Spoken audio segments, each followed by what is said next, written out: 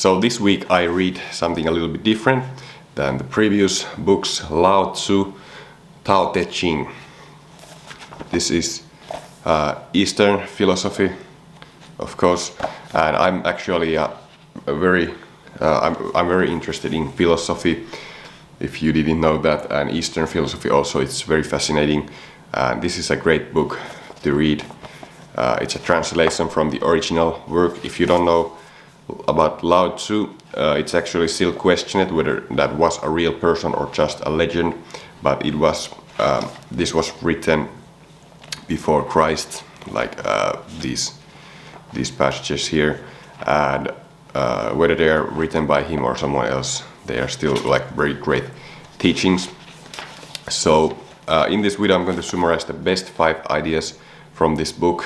It's linked in the description, by the way, if you want to order this book from bookdeposter.com, where I order all my books, and they have great prices. It's like very affordable prices, and in addition to that they have free shipping worldwide. So it's a very great site to order books from. And yeah, I'm going to get a small affiliate like commission from that link, but it's no additional cost to you. They just pay me after the sale. They pay me a little money from that. So it's a great way to support this channel as well. But getting to the 5 points.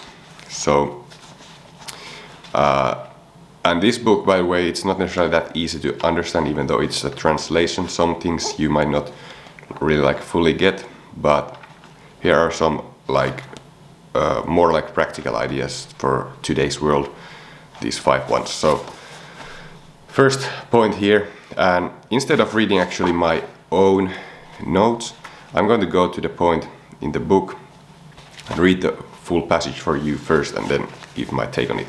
So page 20, XVI. I do my utmost to attain emptiness. I hold firmly to stillness. To myriad creatures all rise together, and I watch their return. The teeming creatures all return to their separate roots. Returning to one's roots is known as stillness. This is what is meant by returning to one's destiny. Returning to one's destiny is known as the constant. Knowledge of the constant is known as discernment. Woe to him who willfully innovates, while ignorant of the constant. But should one act from knowledge of the constant, one's action will lead to impartiality. Impartiality to kingliness, kingliness to heaven, heaven to the way to perpetuity, and to the end of one's days one will meet with no danger. So he's talking about like the present moment and like stillness, emptiness, how important that is to attain that. And that's one, by the way, this book, of course, Tao Te Ching, is about Taoism. One of the things about Taoism is the way they teach, like the Tao is actually the way, and that is really like it is like the present moment, and it's also like that kind of state of flow. I remember reading the book Flow by that author whose name is impossible pretty much to pronounce, Mihaly Csikszentmihalyi something. I cannot remember that, sorry, but yeah, in that book he talked about the way as well, how like the flow is kind of like the way, like when you are like present to the moment. So yes, that's what Taoism is about, and Taoism also is about like minimalism, or like having few desires, so not desiring too many things. But that was my first point. Second one is actually just like I said, the point is have little thought of self and as few desires as possible. Let's read the full paragraph as well. That's page 23, XIX. Exterminate the sage, discard the wise, and the people will benefit 100-fold. Exterminate benevolence, discard rectitude, and the people will again be filial. Exterminate ingenuity, discard profit, and there will be no more thieves and bandits. These 3 being false adornments are not enough, and the people must have something to which they can attach themselves. Exhibit the adorned and embrace the uncarved block. Have little thought of self and as few desires as possible. So, an interesting thing is like, also if I refer to another book I read, which is Pitch Anything, like in, you could apply this to sales actually. because not wanting a thing is as good as having it. Did you get that? Not having a thing, not wanting a thing is as good as having it. So if you don't want something, then it doesn't matter if you get it or not. Like you cannot be like desperate in sales, for example, and like want something so bad that it drive people away. And otherwise, like if you cannot have something, you might as well not just want it, and you win.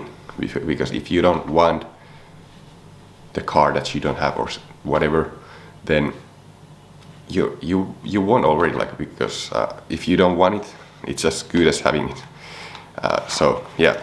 Next point is that I wrote, the fish must not be allowed to leave the deep.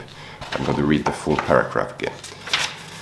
Just find it from here. But that means, like, for example, that power cannot be overused. If you have power, you cannot overuse it. Like the fish cannot leave the deep. The fish must not leave the deep waters, meaning. So I think it's here. Yes. Page 41, XXXVI. If you would have a thing shrink, you must first stretch it. If you would have a thing weaken, you must first strengthen it. If you would have a thing laid aside, you must first set it up. If you would take from a thing, you must first give it to it. This is called subtle discernment. The submissive and weak will overcome the hard and strong. The fish must not be allowed to leave the deep. The instruments of power in a state must not be revealed to anyone. And then number 4.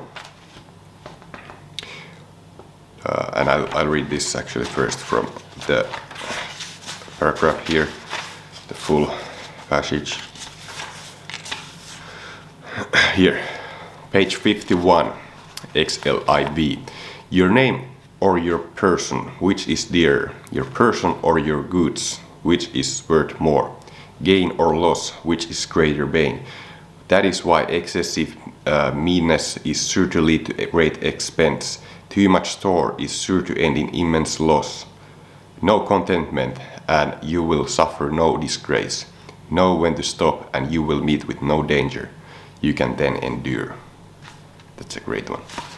Like, if you are content, if you are happy right now, you will lead a much better life than, for example, this is a great, like many philosophers talk about this, like if you attain all that wealth and everything, you are like a maximalist and you have the car, you have the house, you have the furniture, you have everything.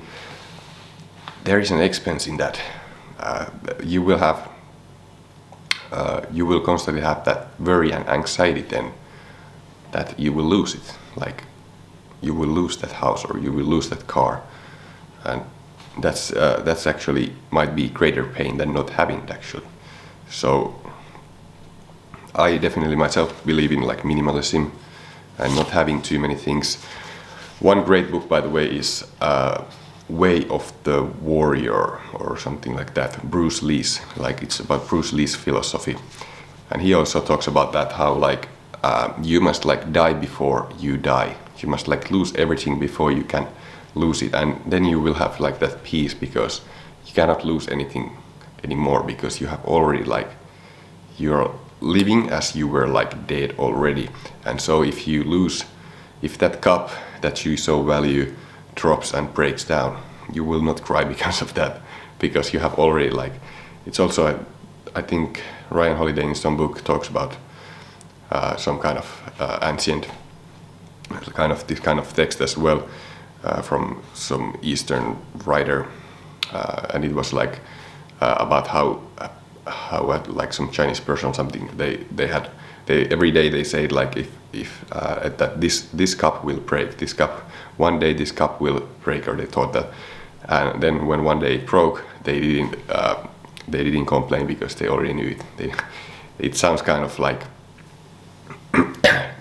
negative and stuff, but that's how it is, that you should kind of like be ready to lose like some of your possessions or something. But next, mostly that point is of course the contentment, like be happy now. You don't need more things to be happy. when you're content with what you have, you will have a great life.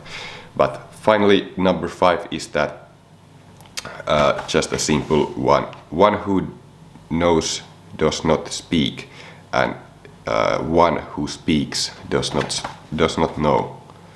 What a great saying. One who knows does not speak, and one who speaks does not know. The person who is constantly speaking is never like listening, or never like, he thinks he's so smart, but he just, the only thing that he does is he shows everybody how little he knows. And the one who is really truly wise, they are constantly just listening, they're shutting up, they know they don't need to share their knowledge to anyone all the time. So the wise person is actually the quiet one. And here is the full passage if you want to hear it. Page 63. LBI, one who knows does not speak, one who speaks does not know. Block the openings, shut the doors, blunt the sharpness, untangle the knots, soften the glare. Let your wheels move only along old ruts. This is known as mysterious sameness. Hence you cannot get close to it, nor can you keep it at arm's length. You cannot bestow benefit on it, nor can you do it harm. You cannot ennoble it, nor can you debase it. Therefore it is valued by the empire. And that is it. So if you like this video, make sure to hit thumbs up, that would mean a lot to me. Also check out the link in the description to order this book from there, and subscribe to this channel as well if you want to see more videos like this. I will see you next time.